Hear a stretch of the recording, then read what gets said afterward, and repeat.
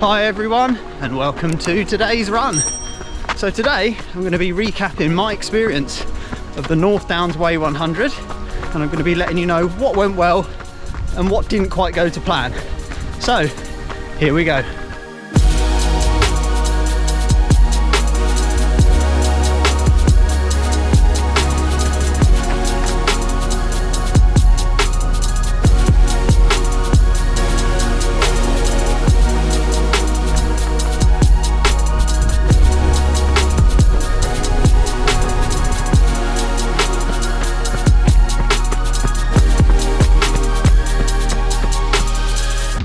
Alright, so before we talk about the race itself, I just want to say a massive thank you to all of you guys out there in YouTube land and on Instagram for all your fantastic comments of support, and yeah, I really appreciate it.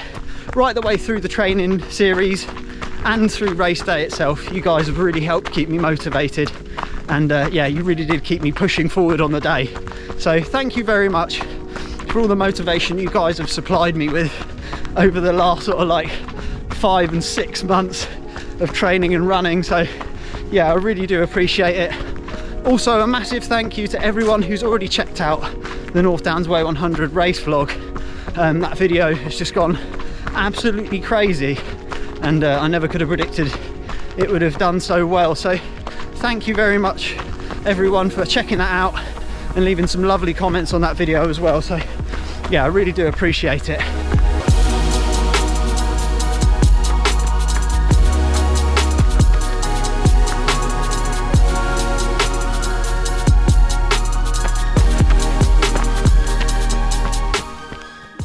Alright, so let's talk about the race then. Where to start? So many things that I could talk about, but I suppose the best place to start would be my overall performance, how I think I ran the race. And I must say I am extremely pleased with my performance on the day. Yeah, everything went really well, and I think I would probably struggle to have ran that race any better than I did on the day, considering it was my first 100 miler, pretty tough course, terrible conditions, and yeah, it was a pretty long day in the office, but overall I am extremely pleased with how my legs performed and yeah, just how it all went on the day.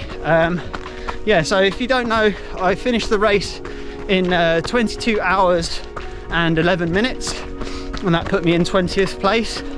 So as I say, for my first 100 mile race, I'm extremely pleased with that. Maybe on the day the weather conditions could have helped me out slightly, and I might have been able to push maybe slightly under the 22-hour mark, but as I say, for my first 100 I really couldn't have asked for much more.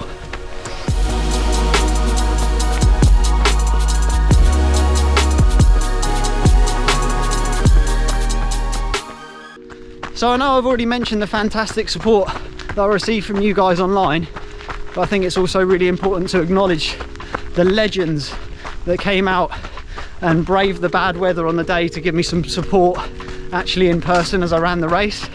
So there's too many of you guys to list, but you know who you are, and yeah, it really did brighten my day to see so many friendly faces as I ran the race.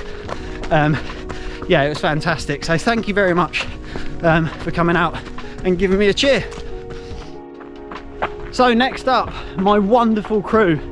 Without these people here, I don't think I would have hit that 22-hour time, and potentially I might not have even finished the race at all. So yeah, some proper legends coming up for you. So first up, my parents. Thank you very much for crewing me throughout the whole race.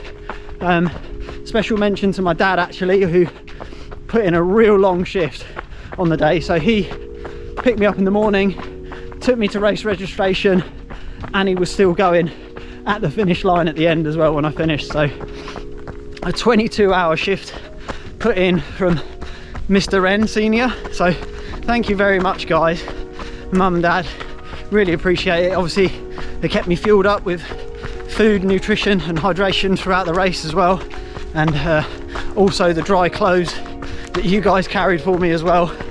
Amazing. Without those I really would have struggled, so thank you very much guys.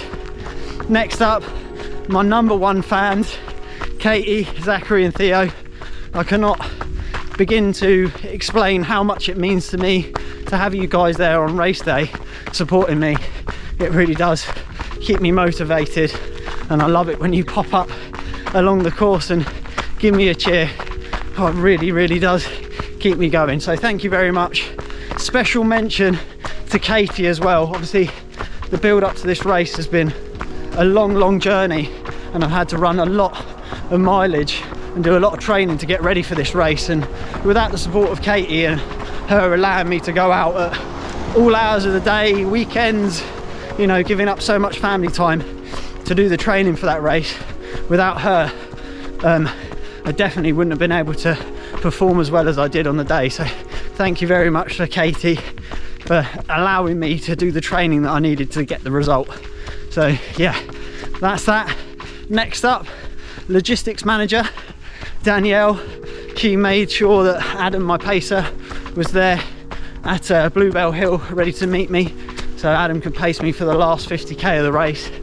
So thank you very much for Danielle for agreeing to taxi Adam to Bluebell Hill.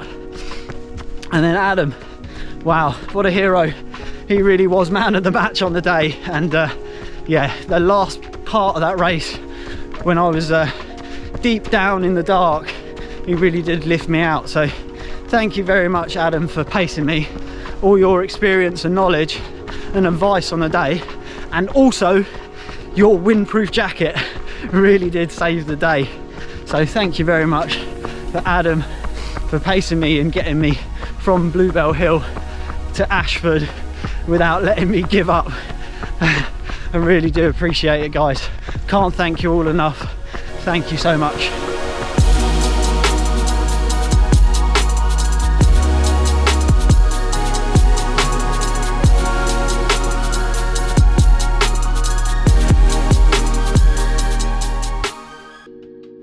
So let's talk about hydration and nutrition then.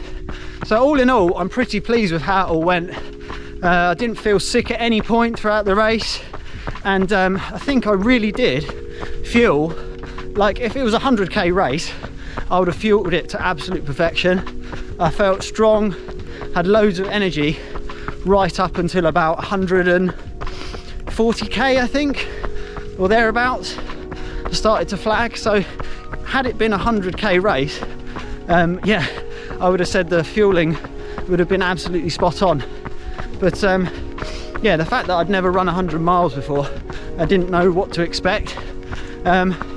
So following on from sort of Detling, I really struggled to fuel, and yeah, it just became a bit of a chore to eat solid food. I started to have a little bit of a funny stomach, but luckily I had active root there to settle that, so that worked quite well on the day. But yeah, if I'd managed to get a little bit more solid fuel in for the last sort of 20 to 30k, potentially I might have knocked a little bit more off my time as well. But you know, as I say, it being my first one, it's all learning, and yeah, all in all, pretty pleased with how the fueling and nutrition went.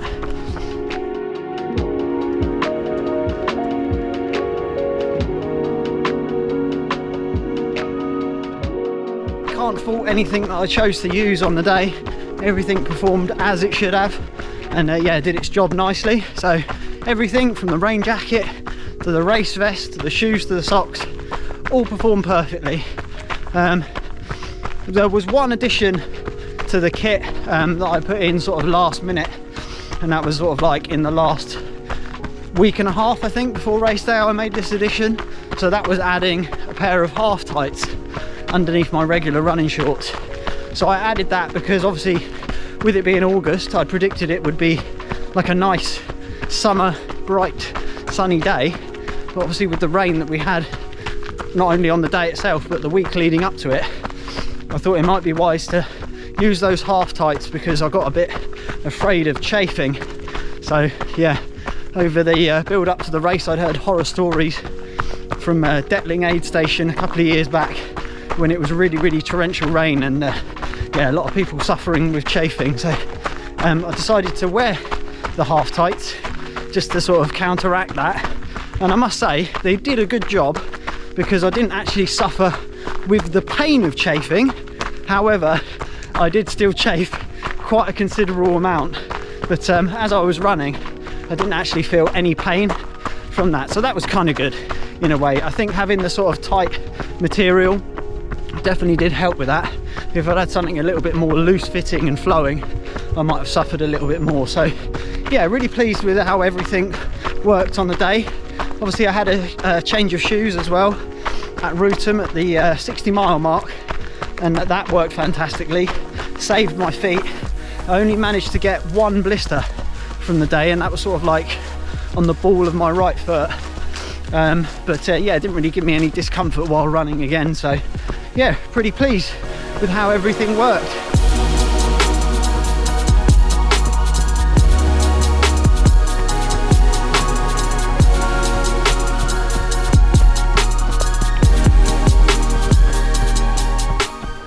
Massive shout out to the Centurion volunteer army as well. The aid stations, the finish line and at registration in the morning, absolutely fantastic. You guys are absolute legends. Yeah, so helpful throughout the race. Special mention to the guys at Lenham and Dunn Street. I'm so glad that you guys had tea making facilities there. I know you're in the middle of nowhere pretty much, but to get there and receive some cups of tea was an absolute lifesaver. So yeah, massive shout out to the Centurion volunteer army.